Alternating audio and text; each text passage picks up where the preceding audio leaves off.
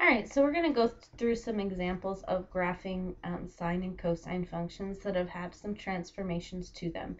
Now they ask you to identify the amplitude, period, vertical translation, and phase shift, and I couldn't see anywhere they dealt with a phase shift. So if you want an example with phase shift, contact me and I will go through that. But none of these examples will have a phase shift because none of their examples had a phase shift that they required you to do. So after that, they want you to graph the function over one complete period and label your axes clearly and completely. So here's our first one we're going to work with. Y equals 2 minus 3 sine x. And I usually have handy or have memorized what the sine function looks like. It's good to have it memorized. So the sine function, if it's just y equals sine x, we have a point at 0, 0. It comes up to 1 at pi over 2, and then comes back to down to 0 at pi, and then goes down to negative 1 when we reach 3 pi over 2, and back up to 2 pi. And the reason this is helpful to have is notice that we kind of have 4 sections to this graph. We start here at 0, we go up to the top of our peak, which will change depending on what our amplitude is. We come back to our midline, or our center of our wave at this section, and then another fourth of the way through we hit our bottom, and then we come back to our midline. Okay, so notice there's kind of 4 sections, and that's kind of how I like to graph these. So first you identify what each of these items are. Your amplitude, remember you take the number in front of the sign of x and you do the absolute value of that number. So our absolute value of negative 3 would be our amplitude, which is just 3. And again, what that tells us is the height or the distance from the midline to the top and the midline to the bottom of each of our waves. Okay, the period for pi, it is normally 2 pi. The only time it will change is if you have something multiplied by the x here, and we do not. So our period is just 2 pi. Vertical translation. The vertical translation is determined by something added or subtracted to your full sine function, which in this case we have a positive 2 up here. So our vertical translation will be positive 2, or remove the graphed up 2. And phase shift. Phase shift would be determined by anything being added or subtracted with our x value, and there's nothing there. So there is no phase shift on this problem. One more thing that I wish they would have included, because it is important to the graph, is whether there's a reflection of any kind. And you know that based on whether the number multiplied by your sign is positive or negative. If it's a negative, which this one is, we are going to have to reflect over the x-axis. That's going to flip our graph upside down. So instead of going up from our midline, we would go down and come back up to 0, and then go up above and come back down to 0. Okay. So those are the basics of our graph. Let's now draw one full period of it, is what they wanted. So I usually start, if there hasn't been a phase shift, just to start at 0, 0, where my graph normally starts, and go from there.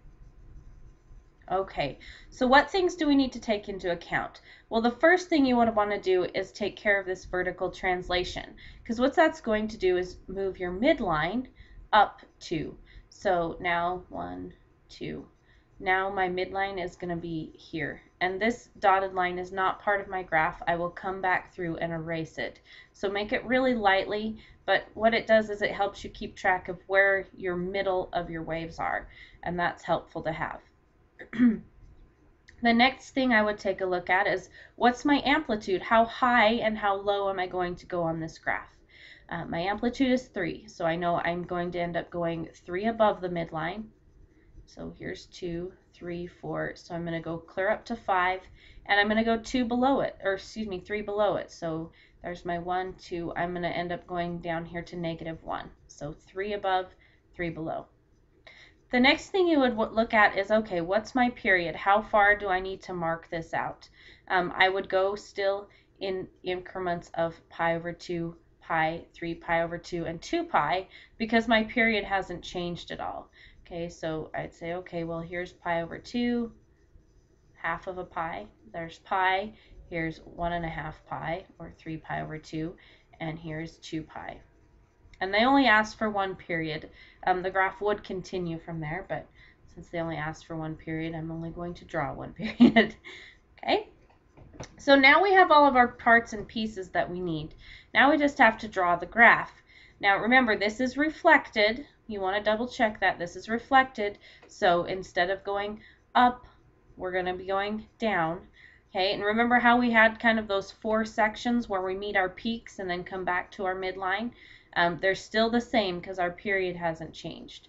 So I'm starting at 0, and notice my first fourth I was supposed to peak at pi over 2, okay? But this time, again, it's reflected, so I'm going down instead.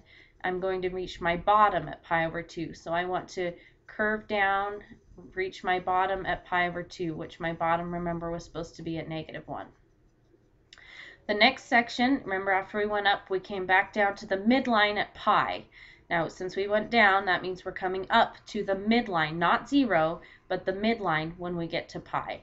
So when we reach this point right here, okay, we want to be up at the midline, okay? Then from there, when we got to 3 pi over 2, we reached another peak, okay?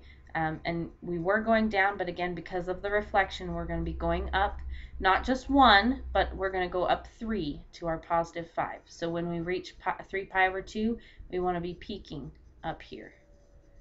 Okay, so we go up and peak. And then the last part, we came back to 2 pi. We were back at our midline. So that's what we want to do, is come back to our midline and reach it at 2 pi. Okay, now this graph would continue from here and follow the same pattern, but they just wanted a single period of it. It would continue in this direction also. But since it would continue from here, and I'll kind of draw that, yeah, it's going to continue. But again, they just wanted one period, so that's all I'm drawing. And then I would come back through and erase anything I put on there that wasn't actually part of the graph, that I just use as kind of a guide. And in this case, the only thing I really added was this midline. And again, I put it in there because it can be hard to keep track of where your midline is, where the middle of those waves are. So it's helpful to have that there. But once you're done drawing your sketch, take it out. Okay, so there we go. We have graphed 2 minus 3 sine x.